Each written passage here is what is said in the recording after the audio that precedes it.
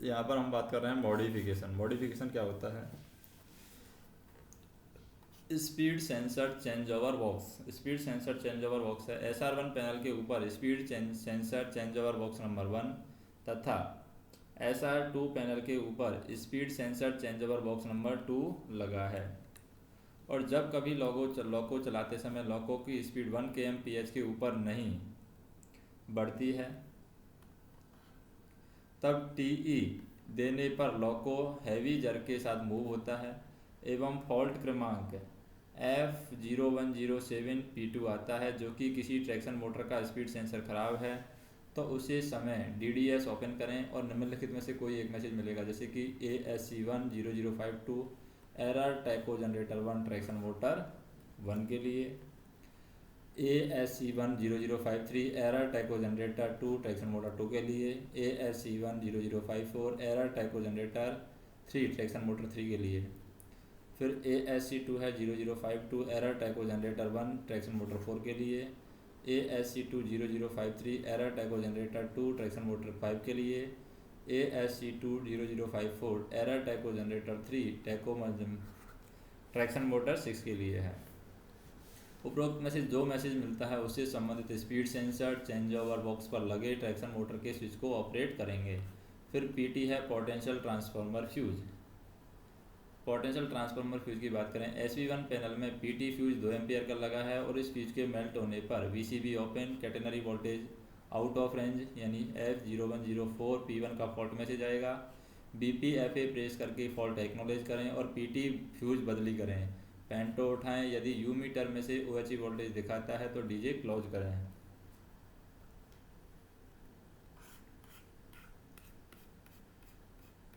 उसके बाद में MCB 100 की बात करें। MCB 100 क्या है? MCB 100 यह CHVA का इनपुट सर्किट ब्रेकर है जो कि HV2 पैनल में लगा है और इस सर्किट ब्रेकर की ट्रिप होने पर F0902P2 फॉल्ट मैसेज आता है और IGBT ट्रैक्शन कन्वर्टर युक्त कुछ लॉकों में यह MCB 100 VUR2 के ऊपर और VUR2 के बाजू वाली दीवार पर लगा होता है। फिर MCB 128.1 की बात करते हैं। यह एयर ड्रायर का सर्किट ब्रेकर है जो SV2 पैनल में लगा है। जब फॉल्ट क्रमांक F1001P1 ब्रेक इलेक्ट्रॉनिक्स फेल का मैसेज आता है तब CE को ऑफ करेंगे। SV2 पैनल पर लगे MCB 127.7 MCB 128.1 की जांच करें। यदि ट्रिप है तो केवल MCB 127.7 को रीसेट करें, लॉक को एनर्जाइज करें, एयर ड्रायर आइसोलेट करें और BB प्रेशर आने पर गाड़ी कार्य करें। फिर हैंड ब्रेक की बात करते हैं। आजकल WAP7 लॉकों में पार्किंग ब्रेक नहीं लगा करके हैंड ब्रेक लगाया जा रहा है। हैंड ब्रेक कैब 1 के पीछे लगाया जा रहा है। तो हैंड ब्रेक कहाँ पर लगाया जाता है? ये कैब 1 के पीछे लगाया जाता है, कैब 1 के पीछे। अब हम बात करते हैं किसकी? डॉपलर रडार की। डॉपलर रडार क्या है? कुछ 3 फेज लॉकों में डॉपलर रडार और एडेशन कंट्रोल सिस्टम लगाया जा रहा है, जिसका मुख्य उद्देश्य व्हील स्लिप को कम करना रोकना है। उसके लिए लॉकों में निम्नलिखित उपकरण लगाए गए हैं, जैसे डॉपलर रडार यूनिट कैब 1 के नीचे कैटल गार्ड के पीछे की ओर क्या करते हैं 45 डिग्री एंगल पर लगा रहता है। एडेशन कंट्रोल सिस्टम के कंट्रोल यूनिट कैब 1 के पीछे MR1 तथा SV1 के बीच में लगा है। रडार आइसोलेटिंग MCV क्या है? SV1 पैनल में एडेशन कंट्रोलर सिस्टम आधारित डॉपलर रडार फेल होने पर माल फंक्शनिंग करने पर DDS में फॉल्ट इन रडार सिस्टम का मैसेज आएगा और यह सिस्टम स्वयं ही स्विच ऑफ होकर के मैनुअल मोड पर चल जाएगा। यदि खराबी अस्थायी है तो CE ऑफ करके पुनः ऑन करने पर यह सिस्टम सामान्य हो जाएगा। यदि खराबी स्थायी है या स्थायी रूप से आइसोलेट हो जाएगा। यदि सिस्टम को मैनुअली आइसोलेट करना हो तो SV1 में लगे डॉपलर रडार के सर्किट के ब्रेकर को ऑफ करें और जब कभी भी डॉपलर रडार युक्त लॉकों की गति क्या होती है 10 kmph से अधिक नहीं बढ़ता है तो साथ ही ट्रैक्टिव एफर्ट भी नहीं बढ़ता है, तो ऐसे समय में लॉको पायलट को SV1 में लगे डॉपलर रडार के सर्किट ब्रेकर को क्या करना चाहिए?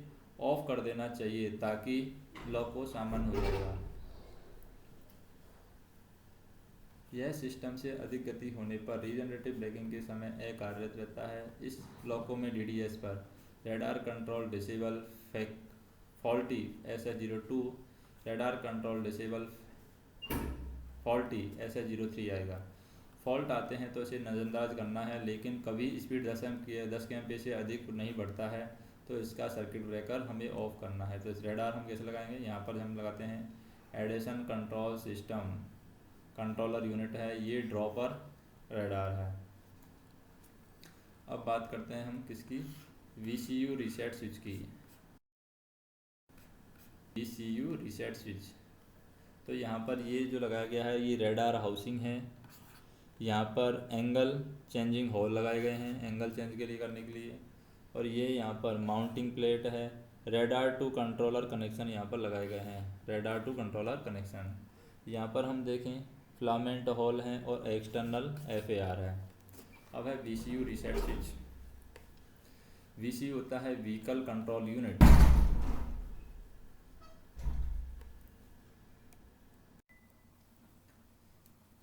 तो यहाँ पर हम देखते हैं VCU व्हीकल कंट्रोल यूनिट है, मॉडिफिकेशन इसका देखते हैं। जब कभी चलती गाड़ी में कंट्रोल इलेक्ट्रॉनिक्स को ब्लॉक सेक्शन में ऑफ करने की आवश्यकता होती है तो गाड़ी को सेक्शन में खड़ा करने के बाद ही कंट्रोल इलेक्ट्रॉनिक्स ऑफ करके ऑन करना पड़ता है। ऐसा करने पर कॉन्टैक्टर 126 ओपन होने से ब्रेक इलेक्ट्रॉनिक्स के द्वारा BP प्रेशर ड्रॉप हो जाता है, जिससे इमरजेंसी ब्रेकिंग हो जाती है और सेक्शन अवरुद्ध रहता है, जिससे इसका प्रभाव गाड़ियों के समय पालन पर पड़ता है। इस मॉडिफिकेशन में SV1 में एक VCU रीसेट स्विच तथा रिले लगाई गई है। जब VCU रीसेट स्विच को प्रेस करते हैं तो केवल कॉन्टैक्टर 218 ओपन होता है और जिसके कारण मेन कंट्रोल इलेक्ट्रॉनिक्स ऑफ होता है, और कॉन्टैक्टर 126 ओपन न होने के कारण BP प्रेशर ड्रॉप नहीं होता है। नेक्स्ट हम देखें, नेक्स्ट क्या है, नेक्स्ट है हमारे पास में यदि गाड़ी चल रही है तो उसी गति से चलाने दे, गाड़ी को खड़ा न करें। VLDJ के द्वारा VCB को ओपन करें, कॉन्टैक्टर 136.4 ओपन होगा। ZPT के द्वारा पेंटो नीचे करें, कॉन्टैक्टर 130.1 ओपन होगा। VL की को D पर रखें। SV1 में लगे VCU रीसेट स्विच को प्रेस करें, जिससे यहाँ पर क्या होगा, MCV ऑफ होगा तथा BP है यहाँ पर ड्रॉप नहीं होगा। VCU रीसेट स्विच को रिलीज करने पर स्क्रीन ऑन होगा, और क्या नोड 504 आने पर पेंटो उठा करके VCB क्लोज करें और गाड़ी सामान्य कार्य करें। तो यहाँ पर हमें देखें कि ब्रेक सिस्टम में खराबी आने पर यदि कंट्रोल इलेक्ट्रॉनिक्स ऑफ करना पड़े तो VCU स्विच को उपयोग न करके पुराने तरीके से गाड़ी खड़ी करके CE हमें ऑफ करना होगा। फिर देखते हैं ECPSW। ECPSW क्या है, emergency compressor switch. Processor HVV2 के फेल हो जाने पर दोनों कंप्रेसर कार्य नहीं करते हैं, जिसके लिए SV1 में लगे ECPSW स्विच के द्वारा कंप्रेसर को चालू किया जा सकता है। HVV2 कंप्रेसर के फेल होने पर निम्न प्रभाव होते हैं, कैब 2 आइसोलेट हो जाएगी, कोई भी प्रोसेसर कार्य नहीं करेगा। यदि कैब 1 वर्किंग है तो कंप्रेसर 1-2 केवल मैनुअल मोड में ही कार्य करेंगे, ऑटो मोड में नहीं। पेंटो 1 कार्य नहीं करेगा, पेंटो 2 को उठाएं। VCD को स्विच 237.1 के द्वारा आइसोलेट करना पड़ेगा। पार्किंग ब्रेक को न्यूमेरिक पैनल पर जाकर के रिलीज करें, और यहाँ पर निम्न प्रेशर स्विच मॉनिटर नहीं होंगे, जैसे पेंटो 1 और पेंटो 2। SA9 के द्वारा loco brake, train parting, low pressure main reservoir, 6 kg/Nm² feed pipe, brake cylinder bogie 1 और बोगी 2। फिर है ECPSW की 2 पोजीशन होती हैं। 1 ECPSW कार्य नहीं करेगा, 0 ऑन पोजीशन ECPSW कार्य करेगा। नेक्स्ट हम देखें, जैसे ये ऑन ऑफ की पोजीशन दिखा गई है। सामान्यतः ECPSW स्विच को 1 या ऑफ पर ही रखते हैं। जब ECPSW को 0 या ऑन किया जाता है तो HV1 सर्विस में आने के कारण कैब 2 में बदलने की आवश्यकता नहीं पड़ती है। उसी कैब से कंप्रेसर ऑटो मोड में कार्य करेंगे, लेकिन मैन मोड में कार्य नहीं करेंगे। कैब 1 से कार्य करते समय मैनुअल मोड में कार्य करने के साथ साथ ऑटो मोड में भी कंप्रेसर कार्य करना चालू कर देते हैं। सामान्य स्थिति में जब भी कंप्रेसर का ऑयल चेक करने हेतु ऑयल कैप खोलना हो तो VCB ओपन करने के बाद ही कैप ओपन करें, क्योंकि VLCP ऑफ करने से HVV 1/2 को सप्लाई जाती है, जिससे कंट्रोल इलेक्ट्रॉनिक्स को सिग्नल मिलता है और कंप्रेसर के कॉन्टैक्टर खुल जाते हैं। और यदि किसी कारण से VLCP ऑफ स्थिति का संकेत में कंट्रोल इलेक्ट्रॉनिक्स को नहीं मिलता है तो ऐसी स्थिति में VLCP ऑफ स्थिति में रहने पर भी कंप्रेसर के कॉन्टैक्टर कट इन के समय पिकअप हो जाते हैं, जिससे कंप्रेसर चालू होकर के गर्म तेल शरीर पर पड़ सकता है। फिर हम बात करें SOAEB system operation auto emergency brake. यह मॉडिफिकेशन लॉको क्रमांक 31388 AQ में किया गया है। A9 को एप्लीकेशन जोन में ले जाने पर यदि BP प्रेशर 5 सेकंड के अंदर ड्रॉप नहीं होता है तो SOAEB emergency exhaust valve controller को डी एनर्जाइज करके BP प्रेशर ड्रॉप कर देता है, जिससे इमरजेंसी ब्रेक लग जाते हैं। तो यहाँ पर हम देखें ये ट्रांसड्यूसर है, ये SOAEB है। तो संरक्षा को ध्यान में रखते हुए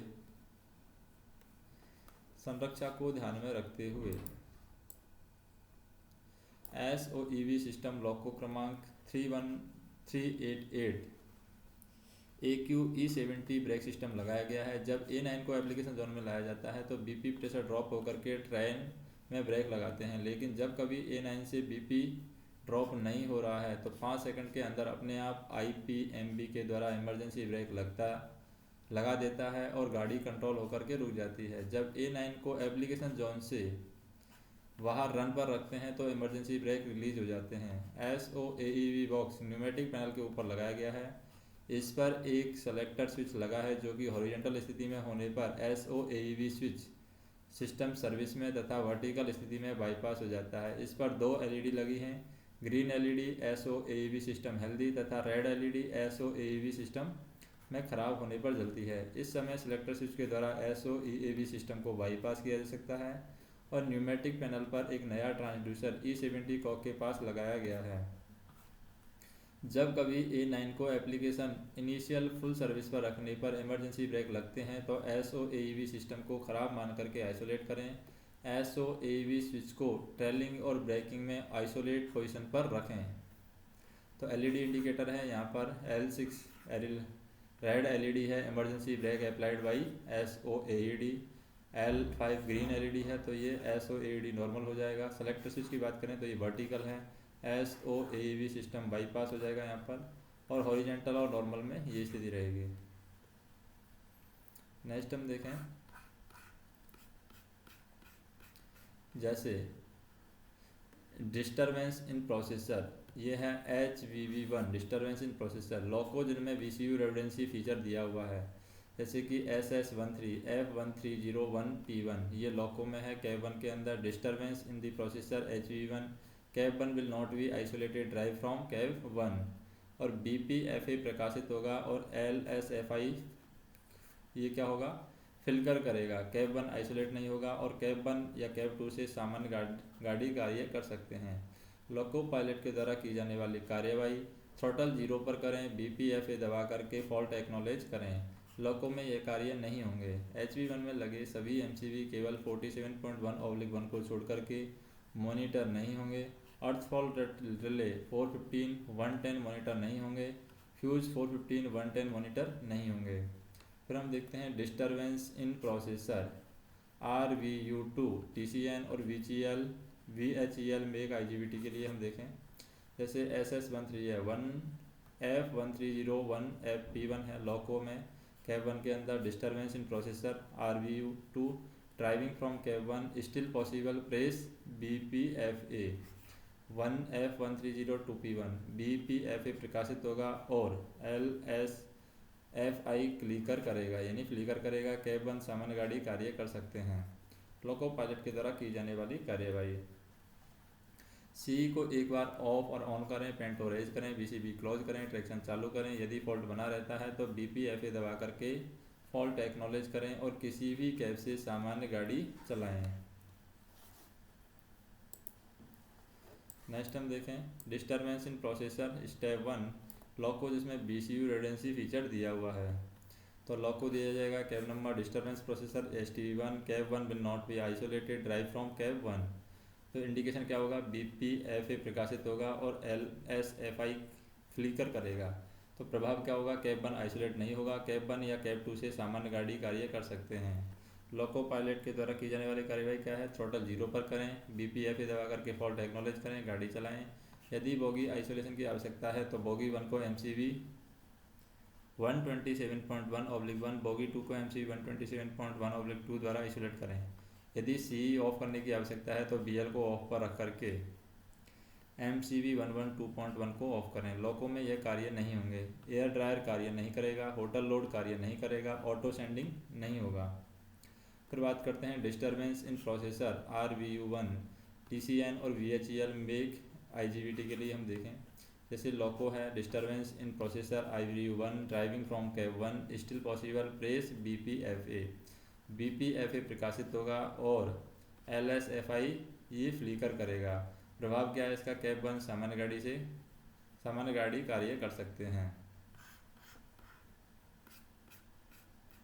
लोको पायलट द्वारा की जाने वाली कार्यवाही हम देखें।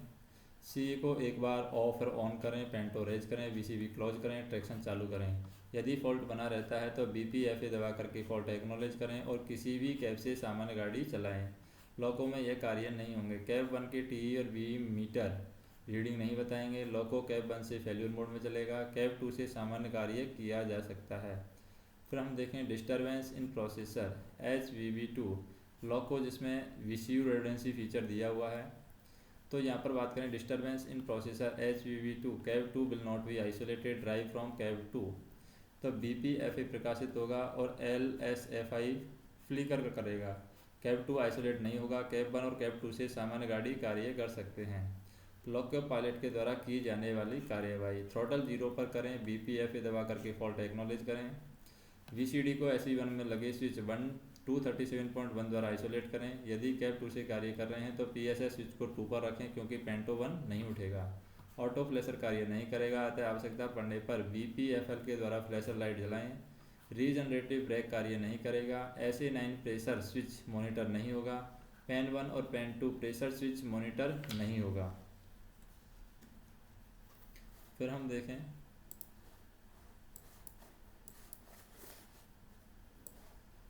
डिस्टर्बेंस इन प्रोसेसर जैसे TCN VHEL IGBT के लिए बात करें हम। लोको है cab 2 disturbance in processor RVU4 driving from cab 2 still possible press BPFA प्रकाशित होगा। LSFI फ्लिकर करेगा। कैब 2 में सामान्य गाड़ी कार्य कर सकते हैं। लोको पायलट के द्वारा जो कार्य किए जाएंगे जैसे CE को एक बार ऑफ ऑन करें, पेंटो रेज करें, VCV क्लोज करें और ट्रैक्शन चालू करें। यदि फॉल्ट बना रहता है तो BPFA दबा करके फॉल्ट एक्नॉलेज करें और किसी भी कैब से सामान्य कार्य करें। फिर है F14002P1 disturbance in processor HTV2 लोको में जिसमें VCU रिडंडेंसी फीचर दिया हुआ है। लोको SS14 आ गया कैब 2 में disturbance in the processor HTV2 cab 2 will not isolate drive from cab 2। तो BPFA प्रकाशित होगा। LSFI फ्लिकर करेगा। कैब 2 आइसोलेट नहीं होगा। कैब 1 या कैब 2 से सामान्य गाड़ी कार्य कर सकते हैं।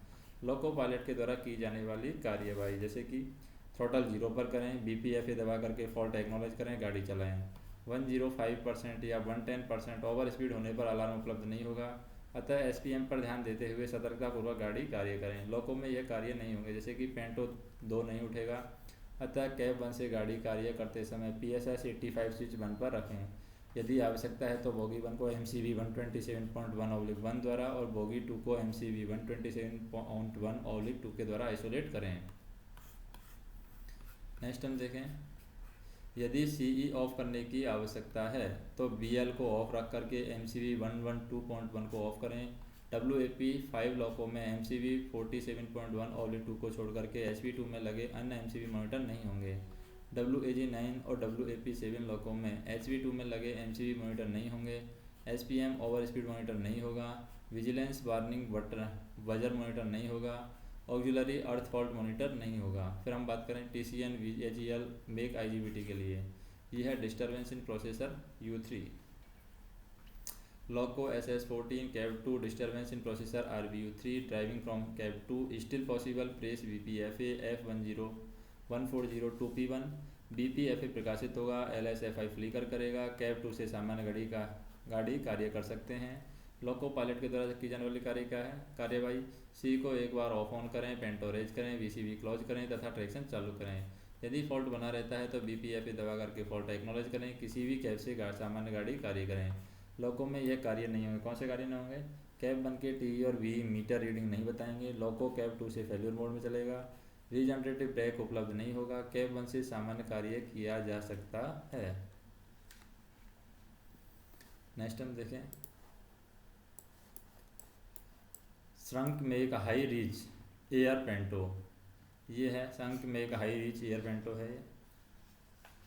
इसमें क्या सिस्टम बताया गया है? जैसे कि पेंटोग्राफ ये बताया गया है। इसमें नीचे नीचे हमारा पास में बेस फ्रेम, ये रूफ वार है, और ये हम बात करते हैं ये कपलिंग रोड है, ये लोअरिंग फ्रेम है, ये हम बात करें डायगोनल है, ये अपरिंग वियरिंग है। नेक्स्ट हम बात करते हैं, ये न्यूमेटिक कंट्रोल सर्किट है। यहाँ पर न्यूमेटिक सेंट्रल यूनिट है, न्यूमेटिक सेंट्रल यूनिट जिसे उठता है।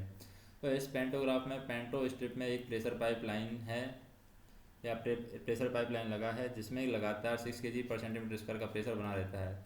यदि किसी कारणवश यह OHE के किसी पार्ट से टकराकर टूट जाता है तो पेंटो स्ट्रिप से प्रेशर ड्रॉप होना